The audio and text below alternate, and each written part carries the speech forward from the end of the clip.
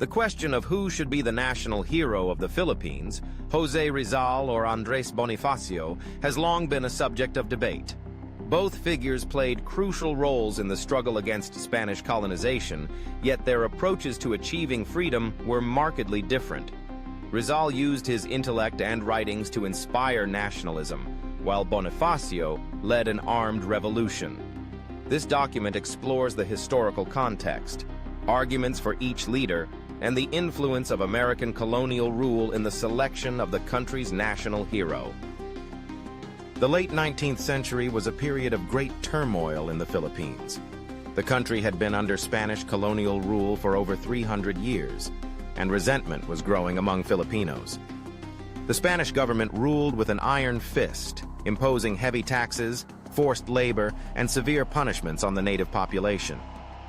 By the mid-1800s, educated Filipinos, known as the Ilustrados, began advocating for reform and independence. The propaganda movement, which sought greater representation for Filipinos in the Spanish government, was gaining momentum. However, the Spanish authorities largely ignored these demands, fueling growing discontent among Filipinos who wanted more radical action. The economic conditions of the time also played a crucial role in intensifying nationalist sentiment. High taxation, unfair labor practices, and the monopolization of industries by Spanish elites led to widespread poverty and dissatisfaction among Filipinos. The inability of the Spanish government to address these economic issues further widened the gap between the ruling class and the oppressed majority. It was in this environment that both Jose Rizal and Andres Bonifacio emerged as national figures, each advocating for change in their own way. Rizal sought reform through education and peaceful means, while Bonifacio believed in direct action and revolution. Their differing methods would later become a defining factor in the debate over who should be considered the true national hero of the Philippines. Jose Rizal was a polymath, writer, and doctor who sought change through peaceful means. His novels, Noli Me Tangere and El Filibusterismo, exposed the injustices and corruption of the Spanish clergy and government. Rizal believed that through education and reform, Filipinos could attain independence. Rizal's influence extended beyond literature. He was a staunch advocate for equal rights, pushing for reforms that would allow Filipinos to have greater autonomy and representation.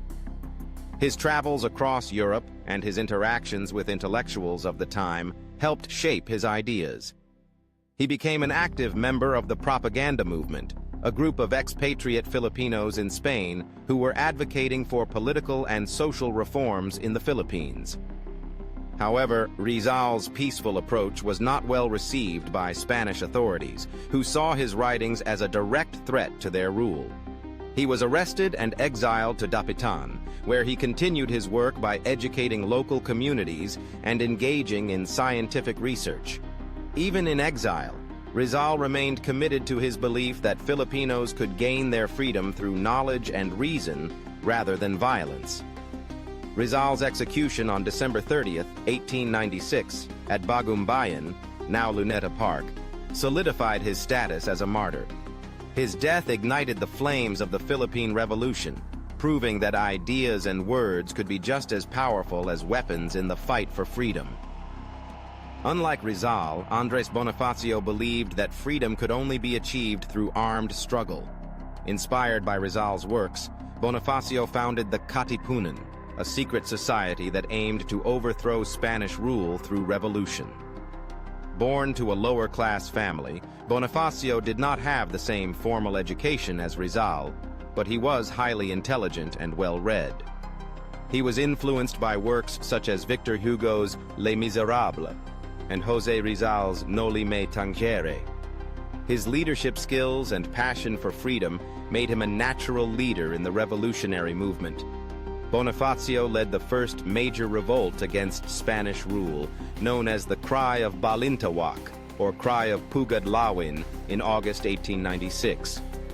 This was the moment when the Katipuneros tore their cedulas, identification documents issued by the Spanish authorities, and declared their resistance against Spanish rule. It marked the beginning of the Philippine Revolution. However, Bonifacio's leadership was challenged by other revolutionary leaders, particularly Emilio Aguinaldo. Bonifacio, who came from humble beginnings, was often viewed as lacking the military experience needed to lead a large-scale revolution. Internal conflicts within the revolutionary movement led to his arrest and eventual execution in 1897 under Aguinaldo's orders. Despite this, Bonifacio's legacy as the leader who took decisive action against Spanish colonizers remains undeniable. After the fall of Spanish rule, the Philippines came under American colonial rule in 1898. The American government, led by Governor-General William Howard Taft, needed a national hero to promote among Filipinos. Rizal was their preferred choice because he symbolized peaceful reform rather than violent revolution. By promoting Rizal, the Americans aimed to instill a mindset of peaceful cooperation rather than resistance. Bonifacio, with his radical and revolutionary approach, was seen as a threat to American control, making him a less favorable candidate. American officials believed that elevating a figure who advocated for education and reform, rather than armed struggle, would make Filipinos more accepting of American rule. While Rizal's contributions were undeniably significant, the decision to make him the national hero was influenced by colonial interests. Some historians argue that had the Filipinos been given the choice, Bonifacio or other revolutionaries like Emilio Jacinto might have been chosen instead. The debate over who should be the national hero continues today. Some argue that Rizal's intellectual contributions had a more lasting impact on the Filipino identity. Others contend that Bonifacio's direct action was more instrumental in achieving independence. Many historians believe that both figures should be equally recognized as national heroes, as their efforts were complementary rather than conflicting. While Rizal awakened Filipino nationalism through his writings, Bonifacio transformed that awakening into action. Without Rizal's ideas, there might not have been a revolution. Without Bonifacio's leadership, those ideas might never have materialized into an actual fight for independence. The choice of national hero influences how Filipinos view their history and national identity. Rizal's emphasis on education and peaceful reform has shaped the country's values and educational system.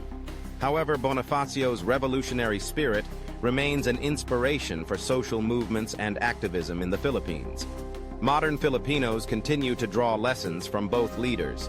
Rizal represents the power of knowledge and advocacy, while Bonifacio symbolizes courage and resistance.